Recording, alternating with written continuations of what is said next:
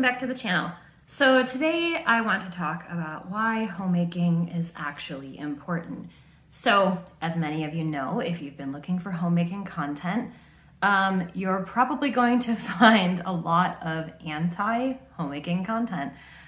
We just happen to live in a culture, especially if you live in the West, that kind of despises women and is attempting to currently erase them entirely. And is also despising of women who make the choice to stay home and be homemakers, or who don't have a choice and have to stay home to be homemakers because of a myriad of reasons. But I want to make the argument that homemaking is critical, and I'm sure there's a bunch of videos about this, but I haven't heard anybody come at it from a reformed perspective or even truthfully from like a Christian perspective. So I want to take the time today to kind of outline that. So I have some notes. So I'm going to be referencing my notes just to help me stay on track, because I like to do tangential rabbit holes all the time, and I don't want this video to be like 3 hours long. So let me start with, why is homemaking actually important? Because we live in a culture that has completely devalued womanhood entirely and has also devalued the home, literally wants to rip your children out of you and out of your home, or wants to rip you away from your husband, or doesn't even want you to have a husband in the first place. It's vitally important. And it's also sort of a lost art. So we don't have, like, I didn't have a mother who was a homemaker. And this is common to me. I'm a millennial. I kind of hate that I am, but this is common to my generation. We didn't have mothers that were homemakers. We were latchkey kids, or we had mothers that were home, but were either alcoholics or medicated or narcissistic, or a whole myriad of women who didn't want to be mothers. And because they didn't want to be mothers, they hated their children and they hated the responsibilities that came along with having us. So if, like me, you had one of those mothers, then it's something that you have to kind of struggle through. So you have to put into perspective that motherhood is a job. Homemaking is a job. And it's not that the job is bad, it's that it's a job. And so you have to orient your mind, the way that you're thinking, into thinking about it not as a bad job, like a job that you don't want to have. And there are times where it's not a fun job. It's not always fun to be cleaning tiny butts. It's not always fun to be, most of homemaking revolves around keeping your space clean. And it's hard when you're keeping a space clean and you're not the person who's really making it dirty. So like, I acknowledge that those are hard things to deal with, but it's not the worst job. Like, I've had plenty of jobs that were way worse than homemaking. And it's actually a good job. It's something that God has instilled in you as a woman to be able to cultivate. We like beauty. We like order. Women are actually really good at beauty and order, and we're really good at working hard. We're really good at creating and maintaining. It's how we were created, right? It's the created order. So when you can orient your mindset to come out of what the culture says is a woman's job, right? Like, a woman's job in the 1950s was to stay home and wear a dress and heels and look good and have nothing in your head. Well, that was bad. That was a bad idea of what a woman's job is. And today's idea of a woman is a man. So if you have facial hair and wear makeup, you're now a woman. So like, you can be a biological man and call yourself a woman, and congratulations, you've now qualified for womanhood. So the idea here is that you're not going in the the cultural conservative direction of womanhood, and you're also not going in the cultural progressive idea of womanhood. So you're not going like ultra legalistic, and you're also not going ultra progressive, because both are bad. Both don't actually define what homemaking or womanhood or motherhood is. If I have to pick one, I'm going to pick the cultural conservatism, because it's going to get you closer, but it's not good either. So it's like, one's a little, well, actually one's really, really bad. And then one's just like sort of bad. So anyways, all that to say that homemaking is crucial. And why is it crucial? Well, first, it's nurturing. You were built to nurture. If you are a mother, if you are a wife, if you're a woman, you were actually built to nurture things. It's why people in my generation have dogs and cats and call them their fur babies. They're not having actual children, but they need to nurture something. It's why women in my generation have 1,000 houseplants and they learn how to propagate them, and they're not having children, right? Women in my generation are not having children. They're having fur babies and plant babies, and they're still doing all the nurturing. Like, the hilarious part about it, or I guess the sad part, hilarious and sad, yeah, is that you're still doing the nurturing. Like, you think you're not, but you are. You're just doing it in a direction that doesn't even matter. Your houseplants are not going to leave a legacy for you. Your fur babies are not going to leave a legacy for you, but your children would. And so, like, I'm not saying animals and plants are bad. They're good gifts from God, and we should steward them appropriately, but they're not children. So if you're nurturing, if you're pointing your nurture in a direction that's not actually making a difference, then you're wasting your nurture. And you can attempt to deny it all day long. You can attempt to deny that these are things that are built into you. But it's the same reason why when you see a squishy baby face, you just go, oh, I just want to squeeze those cheeks. Or when you see a kitten, you're like, it's so cute. Or whatever, you're watching those videos on YouTube or Instagram or whatever, and you see some cute little helpless disabled animal, and you're like, oh, I want to adopt a 3-legged dog because I want to take care of it. Like, listen to yourself. You're still trying to nurture things. You're just not nurturing the correct things. So, but nurturing is just built into us, and it's part of creating a well-maintained home and environment is that nurturing thing inside of us. It's part of our bend as women. And I think it's more important than ever because we live in such a chaotic world. And not that people who lived before us also didn't live in a chaotic world. We just live in a different kind of chaos. But because we live in such a chaotic world, and especially a chaotic world that claims not to be chaotic, right? Like, our world will tell women, oh, go get a pedicure or go take a bath or whatever, and that'll remove you from the chaos. Well, it does for like an hour, but then you come home and your home's a disaster and you're back into chaos. And so you didn't actually get a break, right? So keeping a well-maintained home is part of that nurturing mindset, but it's also part of creating peace. It's part of creating a space for you and your family and your guests, if you don't have a family, that's peaceful. And I want to share with you something that I have internalized, and really, when someone comes into my house, I want them to feel at peace. I don't care who they are. I don't care if it's the mailman or my Kroger delivery driver or my best friends from church or the neighbors or one of my son's friends who I've never met. Like, I want you to come into my house and I want you to feel a sense of peace. And not just because it's peace radiating from me, which is a gift of the Spirit, but peace because my house is peaceful. I want it to be tidy. I want it to be very clutter-free.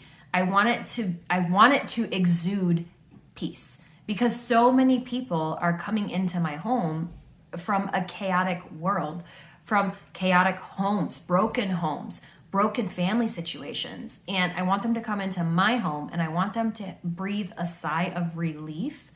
And I want to physically see walls start coming down because I want them to feel like they can just breathe. and they can just be at peace. Now, can you be at peace in a cluttered home? I cannot. Not my home. Somebody else's home, sure, as long as it's not like hoarder status or there's like, bad smells or anything like that. But we're all fooling ourselves if we take a look around and we get anxiety from the piles of stuff in our own homes. If we think that that's not going to cause a low level of anxiety and displeasure in other people. And if you take a look around and your piles and clutter is giving you low level anxiety, you're probably also not practicing hospitality. So I'm going to tell you some hard truths in this video, and you're probably going to be made uncomfortable by them. Understand that I don't personally know you. I don't know your situation. So I'm not actually calling you out. So if you feel called by something, it's not me that's calling you out, that's the Holy Spirit, and you're being convicted. So you're either being convicted that you need to do something about your space, or you're being convicted that I'm not the content creator you should be watching. So if you feel convicted, sit in that uncomfortableness for a little bit and ask yourself, am I being convicted because this is a thing that I need to be working on, this is a character flaw that I need to be changing? And trust me, I have my own character flaws that don't include having a tidy house. I'm very good at staying on top of the clutter. So that's not my personal conviction. But do I go to someone who is morbidly obese and ask them for weight loss advice? No, I don't, because they don't know, right? Am I gonna go to a chiropractor to ask them for advice on how to fix a broken foot? No, I'm gonna go to an orthopedic surgeon.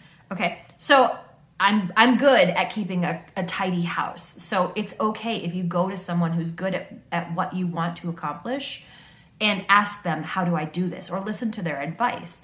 And you don't have to take their advice word for word. You can chew up what you want to chew up and spit out what you want to spit out. But don't go to your friends who are bad at housekeeping and ask, hey, I'm really struggling with these clutter piles. How do you manage? Because they're not managing it. And they're going to tell you, don't feel bad. You have a lot on your plate. Well, you actually need someone, if this is something that you struggle with, you actually need someone to tell you to feel a little bad. Because it's that uncomfortable feeling that's going to get you to change. That's going to get you to do something about it. All right, so number 2, the number 2 reason why homemaking is so important is that it's actually a form of bonding. A home is the hub of your family or your friend group or your church. The home is the hub of where everything radiates out from, right? So if you think about it in this term, when you were a child, if you were like me, you went to a public school and you came home from school and your home was probably chaos, right? There was no break from school because you came home to a new set of chaos. And this is not a public school video. I can do something on that later. I homeschool, so that's where I stand on that. But, the idea of home as a central hub where your family radiates out from is the idea that the household actually matters. And when we take the term household and we take it from a biblical context, what we see is that the household wasn't just a mother, a father, and the children. A household was a father as the head, a man as the head. It was the wife or the women and the children, and it was all of the household servants. It was all of the hired help. It was everyone who was coming in and out of the house to make that house function appropriately. And in biblical times, that would have meant that you probably had a business at your house. Like Jesus was a carpenter. He didn't go to a carpentry shop. He carpentered as he was going along through life, right? The idea, we moderns, we don't really understand this idea because the idea of going out to go to a job is very modern. That's only within like the last 120 years. Throughout all of human history, we have worked from home. So the house was not only a place of homemaking, but it was also a place of business building. And they were the same. You had to have a house that functioned, otherwise you couldn't have a business that functioned. And so the role of the woman in this was to literally work side by side with her husband and the children as well. The children would come in and they would work side by side with the family. So take the modern idea that the household is just where you go to sleep at night and toss it out the window, because it's not true. That's what the secular culture would like you to believe about the house, but that's not what the house actually is.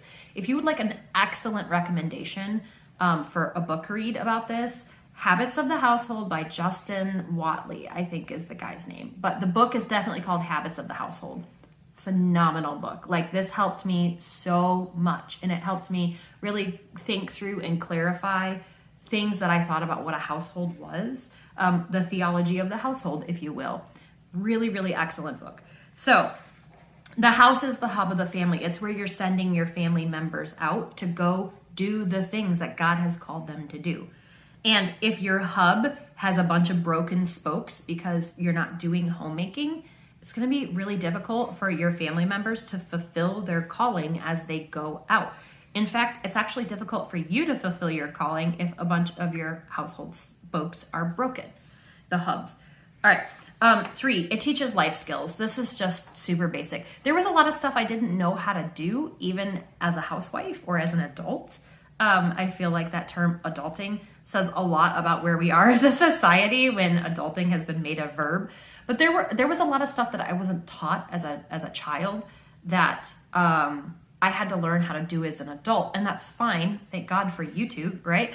Thank God for Google. Thank God for being able to look in a book and find recipes and ways to clean things and all that. But there was a lot of stuff that I wasn't taught that just would have been common knowledge even 50, 60 years ago, because mothers were teaching daughters how to do these things. And it was my mother's generation was really harmed by the feminist forward movement, like third wave feminism. I think we're into like 4th or 5th now. But my mother's generation wasn't taught how to be mothers and how to run households. And so they didn't teach our generation how to do that. And so now we're like getting this stuff dropped in our laps and we're like, how do we do all this stuff? We have no idea. That's why Dad, How Do I is a YouTube channel, right? Because guys aren't being taught by their fathers either. This isn't just a woman thing, but since I'm a woman, I'm talking about women's issues. This is a whole thing for all people, because we have just neglected how important it is to have a traditional family unit. We try to lie and tell ourselves that not having that unit is just the same. But at the end of the day, we know that it's not. We know by every measurable metric that not having an intact family unit is not good. So why does this matter for homemaking? Well, because if you're attempting to have a family unit, and whatever your family unit looks like, I don't know you, so I don't know. But whatever your family unit looks like, it needs to have a home base. It needs to have a place where you can teach life skills, where you can learn life skills. And now the sad reality is that you're probably going to have to teach yourself most of your own life skills because you weren't taught them. It just is what it is. So one of the things that I think about quite often with my son is that he is at a detriment, right? Because I wasn't taught these life skills and my husband wasn't taught these life skills. And so he's being born into a family that doesn't have these life skills, and we're having to basically, I'm part of a church plant, and my pastor likes to say, we build the plane and fly it at the same time. That's how a church plant works. So we're doing the same thing here. We're building our plane and we're flying it at the same time. So we're at a disadvantage, but we're also at an advantage because our son is seeing us do this and he's learning with us. So we're taking our disadvantage and we're making it a positive because we're teaching him, hey, this is actually how you do these things. This is how you change a light bulb. This is how, and I know it all seems so common sense or banal or whatever. It seems just like stuff that we should all know, but like how to test your fire alarm every month, how to, I don't know, what else have we done? our Starlink got struck by lightning yesterday. So my husband's having to go through how you fix all the electronics, right? This is and so now my son gets to come alongside of him and gets to see, hey, these are things that happen in real life. And so these are things that we have to just take care of. So we're teaching life skills through homemaking. We're teaching creativity and resourcefulness. That's number 4. It takes a lot of creativity and a lot of resourcefulness, especially if you're on a budget, which we're on a budget. So it takes a lot of creativity and resourcefulness to homemake and homemake well, especially if you're just starting with homemaking. Don't go on Instagram and go look at the beautiful pictures of things and then feel envious or jealous that you don't have those things. If you're not capable of looking at content and asking yourself, how can I make this happen with no money? How can I am I capable of making this happen with no money? Don't go look at it. Just don't. You'll create in you discontent and bitterness, and that's not good. You don't want that. It's anti-scriptural. It's so detrimental to your mental health. It's detrimental to your family's health. If you are the type of person who can go onto Pinterest and look at something and say, I have some things here, or I can find things at the thrift store, or I can make that, then that's excellent. Good job. If you're not that type of person and you don't have that creative bent, you're gonna have to form that creative discipline. It's a discipline. You have to work at it. And the way to do that is to find an idea, an inspiration, and think through the ways that you can make it happen, and not that exact thing. So just as an example, there was a really, really beautiful restoration hardware. Hold on, I just got a notification. No, I slipped off. There was a really, really beautiful restoration hardware chandelier that I really, really loved when we were building this house. However, I saw the price tag and I was like, not today, Satan. I'm not getting that. It was like $1,300 for a chandelier. Get out of here. It's not happening. All right, so what I did is I took a picture of it. I uploaded it to Google reverse image search, and then I found a duplicate on Amazon that was smaller and not made out of the same material, and surely it was way cheaper, but it's a chandelier. Nobody will ever know that I didn't get it from Restoration Hardware. Nobody will ever know that it was literally like 1/20th of the price on Amazon. And guess what? It lights up the same exact way that the Restoration Hardware one did. And I get compliments on it all the time. Nobody knows it came off of Amazon. Well, now everybody knows it came off of Amazon. And I'm not saying you shouldn't invest in quality pieces, because when you can, you should. But if you're just starting out in your homemaking journey, or if you're following a budget, sorry, you can't spring for that $1,300 chandelier from Restoration Hardware right now. But you can figure out how to make something like that happen on a shoestring budget. It's entirely possible. All right, number 5, this teaches ownership and responsibility. Homemaking teaches you to appreciate and own the home that you're in, even if you're only renting right now, or if you're just living with a family member. It's fine. Homemaking teaches you ownership. It teaches you to be proud of the things that God has given you, and to then turn those into good gifts that you can spread outward, right? If you have a beautiful home and you've spent all this time creating and making it beautiful and keeping it decluttered, then it's a gift. It's a gift that God has given you, and it's a gift that He wants you to share. So this actually launches into the number 6, which is hospitality. Homemaking leads to hospitality. If you say that you struggle with the gift of hospitality, what you probably actually struggle with is homemaking. And so it's really crucial. We are commanded to be hospitable people. We are commanded to practice hospitality. And so if you're not practicing hospitality, chances are super, super high that you're also not practicing homemaking. And again, this is a practice. It's something that you have to discipline yourself in and actually do. Number 6, this is creating a home has positive mental health effects. There are so many studies on this. You can go look this up. I'm not going to cite the studies for you. Go onto PubMed. But having a peaceful space where people can come, your people and other people can come, and where it's peaceful for you, has positive mental health outcomes. And when you have positive mental health outcomes, you are more likely to have positive physical health outcomes. can't tell you how many times I was a personal cleaner, organizer, and nanny. Can't tell you how many times I went into somebody's home and the home was a disaster, and also their physical health was a disaster. And I'm not saying that you can't be in good shape and also not have like a great home, but I think there's some correlation there. There's some type of thread that links the two. So having a tidy home and having good homemaking skills leads you to making more of your food at home. That leads you to eating out less. That leads you to gaining less weight and spending less money. So there are things that are related here tangentially. Number 7, related to the positive mental health aspect.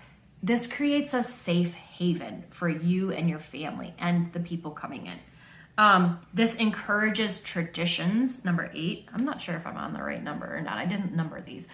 But homemaking encourages traditions. So something that our culture absolutely hates right now is anything traditional. And I'm talking about, you can go onto any social media site and see people talking about how, I don't know, how horrible it is that people make Christmas cookies with their children. You can see a number of just absolutely ludicrous, insane things being talked about, traditions. But when you think back to your childhood, what are some of the most important foundational things that happened? And when I'm thinking about that, when I'm not thinking about the negative stuff, I had a lot of negative stuff that happened in my childhood. That's not what this is about. But when I'm thinking about the positive things, I'm thinking about making Christmas cookies with my grandma every year. I'm thinking about the garden that we put in and maintained every year. I'm thinking about the decorating of the Christmas tree. I'm thinking about the Easter egg hunts and how we got to spend time with family. I'm thinking about Thanksgiving. I'm thinking about the things that our family created as traditions as we were going along. And homemaking is part of that. When you're thinking about the traditions that you want to create or keep going, homemaking is the foundation of that. If you don't know how to cook and clean, you're not going to be able to create these traditions, because a home is required to create these homemaking traditions. Number 9, well, I already talked about this actually, so I guess we must be on 9, hospitality. And then 10, this actually teaches your children how to be homemakers. And I'm talking about your female children, but also your male children. Everybody needs to know how to be a homemaker, because at some point in your life, you will not have a spouse. Either you're waiting to have a spouse and you don't have one yet, or you're a widower or a widow. And these are all things that you need to know how to do. Just as a human, you have to know how to homemake. So by all of this whole video is not just about maintaining the literal house. That's important. If you don't maintain your house, it will fall down around you. You don't want that. You don't want that for you. You don't want that for your children. You don't want that for your the people that you could be hospitable to. But it's also about creating a legacy. It's about creating a legacy of peace and beauty and hospitality. And what do you want the people who come into your house to take away from the time that they spent in your house? I want people to come into my house and feel like it was a peaceful, beautiful, lovely, hospitable place to be. And I want my children to feel the same. I want my husband to feel the same. I want him to want to come home from work and to breathe a sigh of relief. I want him to come in the door and be, I'm home. I want my children, when they leave my house, to come home when they come back and say, I'm home. And then I want them to want that for themselves. I want them to walk in their own doors with their own spouses and their own homes and their own children and say, I'm home. And I want you to want that too. And so if you want that, then I'm going to be doing a homemaking series, but I wanted to lay some crucial groundwork. So I know this video was long. I covered a lot of topics. If you have questions, comments, anything, leave them in the comment sections. Also, if you find this content helpful, like and subscribe to the video, because that's really going to help me know what's being watched, what's being seen, and what you guys value as important.